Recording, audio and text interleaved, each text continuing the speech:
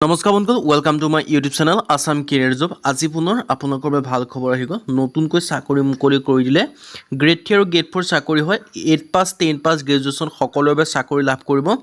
junior assistant library assistant peon grade 4 এনেকুৱা ধৰণৰ vacancy সমূহ ওলাই আহিছে অসমৰ সকলোৰে বাবে চাকৰি লাভ কৰাৰ সুযোগ লাভ কৰিব কেনেদৰে আবেদন কৰিব পাৰিব চাকৰিখিনি কোনটো ডিপাৰ্টমেণ্টৰ পৰা ওলাই আহিছে এজ ক্ৰাইটেৰিয়া কি হয় কোৱালিফিকেশ্যন কিমান লাগিব এই সকলোখিনি কথা এই ভিডিঅ'ত যোগে আলোচনা কৰা হ'ব যদি ভিডিঅ' ভাল পায় ভিডিঅ' লাইক কৰিব লগতে চেনেলটো সাবস্ক্ৰাইব কৰি দিব পাৰে এনেকুৱা ধৰণৰ ভিডিঅ' প্ৰতিদিনে পাই থাকিব লগতে আমাৰ WhatsApp চেনেলটো ভিডিঅ'টো ডেসক্ৰিপচনত দিয়া আছে তাতো আপোনালোকে জয়েন হ'ব পাৰে তেতিয়া আপোনালোকে ডেইলি জবৰ আপডেটসমূহ পাই থাকিব আৰু ভিডিঅ'টো বন্ধুবৰ্গৰ মাজত শ্বেয়াৰ কৰি দিব যাতে সকলো বন্ধুৱে জবৰ আপডেটসমূহ পাই থাকে আহক আজি আমি ভিডিঅ'টো আৰম্ভ কৰোঁ মই আপোনালোকক কৈছোৱে ভেকেন্সিখিনি মুকলি কৰিছে ডিমুৰিয়া কলেজৰ ৰিক্ৰুটমেণ্টৰ ফালৰ পৰা ইয়াত আপোনালোকক গ্ৰেড 3 আৰু গ্ৰেড 4 ভেকেন্সি লাভ কৰিব গ্ৰেড 3 ভেকেন্সি ক্ষেত্ৰত আপোনালোকৰ আছে জুনিয়ৰ এছিষ্টেণ্ট লাইব্ৰেৰী এছিষ্টেণ্ট আৰু যেটো আপোনালোকৰ গ্ৰেড 4 ভেকেন্সি তাৰ ক্ষেত্ৰত আছে পিয়ন চকীদাৰ আৰু লগতে গ্ৰেড 4 বুলি বেলেগ ধৰণৰ পোষ্ট কিছুমান আছে এই আপোনালোকৰ এটা বৃহৎ অপৰচুনিটি হয় আপোনালোকৰ শিক্ষা বিভাগৰ আন্ডাৰতে ভেকেন্সিখিনি মুকলি কৰি দিছে আৰু ইয়াৰ কাৰণে আপোনালোকক মই ভিডিঅ'টো আগবঢ়াতে কৈছে কোনো এক্সাম নহয় অনলি আপোনালোকৰ এটা পাৰ্সোনেল ইন্টাৰভিউ হ'ব সেই ইন্টাৰভিউটো পাছ কৰিলে আপোনালোকে চাকৰিসমূহ লাভ কৰিব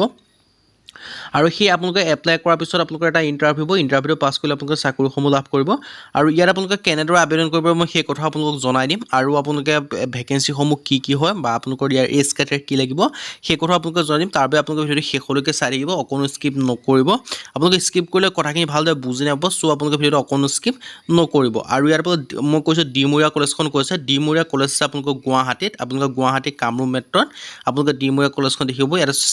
চাৰিটা গ্ৰেড 3 আৰু গ্ৰেড 4 ভেকেন্সি দেখিবলৈ পাইছে ইয়াৰ কাৰণে আপোনালোকে আবেদন কৰিবলৈ যিটো আসাম ষ্টেণ্ডাৰ্ড ফৰ্ম সেই ফৰ্মৰ যোগে আবেদনসমূহ কৰিব পাৰিব আৰু লাষ্ট ডেট আছে 15 দিন মানে আপোনালোকৰ 3 তাৰিখে ভেকেন্সিখিনি ওলাই আহিছে 15 দিন মানে মিনিমাম 18 পৰা 20 তাৰিখৰ ভিতৰত ছেপ্টেম্বৰ মাহৰ 18 পৰা 20 তাৰিখৰ ভিতৰত আপোনালোকে আবেদনসমূহ কৰি ল'ব পাৰিব আৰু ইয়াৰ পৰা জুনিয়ৰ এছিষ্টেণ্ট আছে গ্ৰেড 3 বাবে ইয়াৰ কাৰণে ইউআৰ কেটেগৰী দিয়া আছে সকলো কেন্দ্ৰীয় আবেদনসমূহ কৰিব পাৰিব আৰু ইয়াৰ কাৰণে এলিজিবিলিটি ক্ৰাইটেৰিয়া দিয়া আছে গ্ৰেজুৱেশ্যন পাছ কৰিব লাগিব আৰ্টছ সায়েন্স কমাৰ্চ বুলি কোনো কথা নাই বিএ বিএসসি বিকম যদি আপোনালোকে পাছ কৰিছে তেতিয়া আবেদনসমূহ কৰি ল'ব পাৰিব এটা বৃহৎ অপৰচুনিটি হয়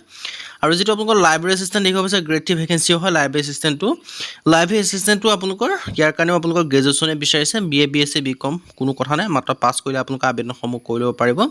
আৰু লেবৰেটৰী বেৰিয়াৰ কাৰণে গ্ৰেড 4 ভেকেন্সি হয় ইয়াৰ কাৰণে মাত্ৰ 8 পাস বিচাৰিছে মিনিমাম 8 পাস মেক্সিমামটো কথা কোৱা নাই সো আপোনালোকে আবেদনসমূহ কৰিবলৈ আপোনালোকৰ এখন